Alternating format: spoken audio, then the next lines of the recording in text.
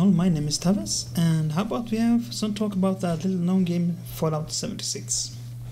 Now, if you for some reason have been living under a rock the last couple of months, I would suggest that you now go out on Google or your preferred search engine and have a search for Fallout 76, then come back here. Because we're not going to give any real background to things. No, instead we're going to dive right into why you might be wrong about Fallout 76. And why I personally like the game. First off, let me establish this with saying Fallout 76 does not give a flying rat's ass about you. Not in any way, shape or form. There is literally nothing in there that forces you out to do adventure. Now, apart from being kicked from that vault, but you technically don't have to leave the vault, you just stay there. You see, unlike any other Bethesda game or most role-playing games out there, there is no pressure to save the world. There is no world to save. The world, it's done for. It has gone to heck. All that's left is for you to try and save what is left of, well, humanity basically, rebuilding, repopulating by whatever means you seem best. Nothing in the game is going to pressure you off that 2 or 3 hour side quest you take to just gather logs and old tire irons. And that makes me happy. But for me, there's also been a thing of immersion breaking. But that you have to save the world. Like Skyrim, most of the Fallout games before, heck, some most Western RPGs, you're out to save the world in one shape or another. And that's also felt wrong to take these 2.5 year detour to build your own little settlement empire. Because you have to save the world. Now, Fallout 4 was a bit more relaxed in that way, because there was more about you going your personal journey, finding your son, and that can take as much time as you are personally comfortable with. But this lack of pressure to do anything is actually really nice. Because it's a doubling down on how people usually play these games anyway. Avoid the long trek of the main quest and do side quests for however long you want. Maybe taking a sojourn and installing some Thomas Tank Engine mods, I don't know. And then you get back to main quest eventually. Here, no main quest. You just get out there and do what you want. I like that. It is not for everyone. In fact, some people are going to be very annoyed by this, as long as the game is a thing. Many people were very annoyed about this. But if you want to go out there and collect your herbs, make your medicines, it's okay. Now, it doesn't excuse the fact the game is a bug-ridden mess, but that is a fact, and it's something you have to accept. The game's price these days to reflect that. It is cheaper than a average Big Mac. But it's bug-ridden. They are not making an excuse for that. There's nothing to excuse there. It should have been less buggy by this point. And it's probably perhaps time to give up on that engine they use, because it doesn't seem to be repairable anymore.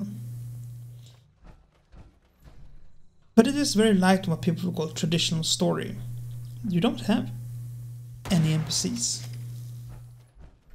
You don't have any hand-holding in that way. But that is not the same thing as being light on lore. Some people get these confused. Because the game is rich, it's packed, it's jam-packed with lore. As Bethesda's Fallout games tend to be. You just get it served to you through a different medium. And in a way, again, I kind of like it. Sure, it's less personal. You don't build the same sort of attachment to people if you don't get to see them that often, but at the same time, you get to build these people up in your mind in a different way. And it's kind of, and again, you don't feel bad for blowing them off for 2.5 years. Because they're dead already. And I agree, there are some retcons, but that happens with most evolving stories. Sooner or later you're gonna find you have something you need to change, and then you change it. Is it annoying? Yeah, but it's not the end of the world for me. I can respect that it is the end of the world for some people. Again, I say I have my problem with immersion breaking away from the main quest. So if the retcons are your pet peeve, then I'm not gonna take that away from you. It's okay. But, and here's a big thing. This richness in lore is mostly anchored through how they designed the world. Stop for a moment. Take a look at pretty much any house. And there are stories in there. Tons of stories. From how they're laid out to how the items are placed, there is no such thing as a randomly placed item. Everything has its place.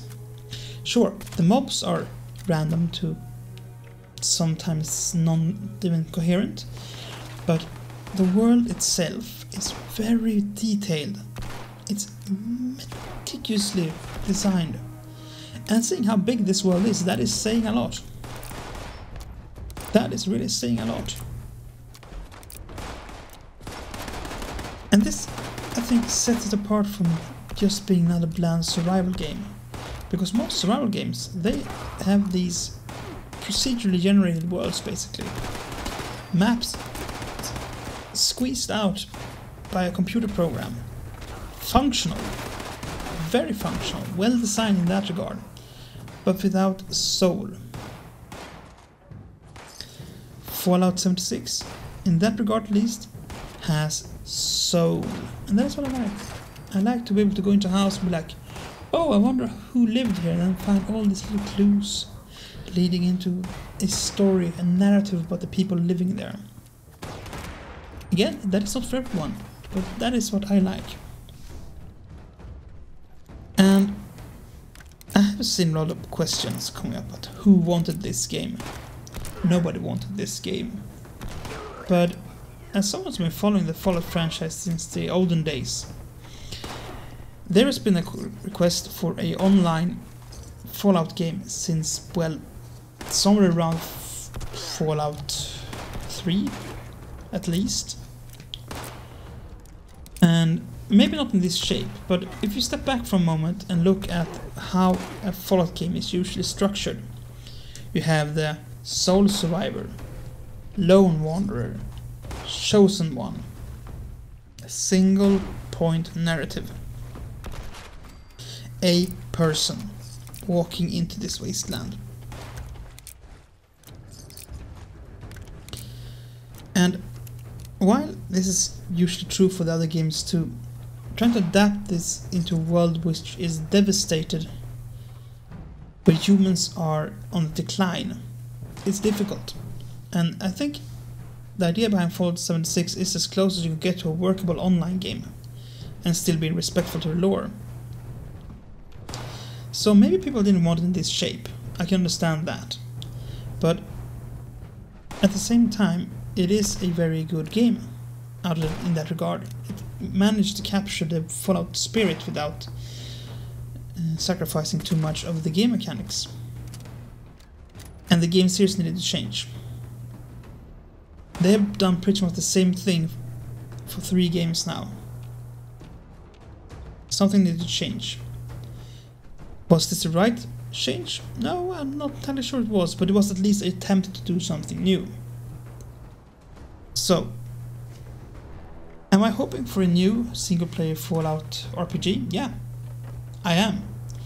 And I can also agree to this is most likely, in a way, a cheap-ish cash grab, seeing how most of the assets in this game is lifted strictly and directly from Fallout 4. In so far as some things not making sense, like harpoon guns and decky guns. The broadsider, for example, made perfect sense in Fallout 4 and makes no sense here. But I'd recommend you give the game a chance. You can pick it up pretty much for free right now, and it is a good game at its core. has all the things that is the nucleus of a Fallout game. It has story, it has lore, it has the world building, it has the RPG, it has the combat. Combat is a bit shaky, but you know what? It is what it is. And it has a survival element that it's not that much of a hustle actually, it works. Will this ever be a great game? No, I don't think so.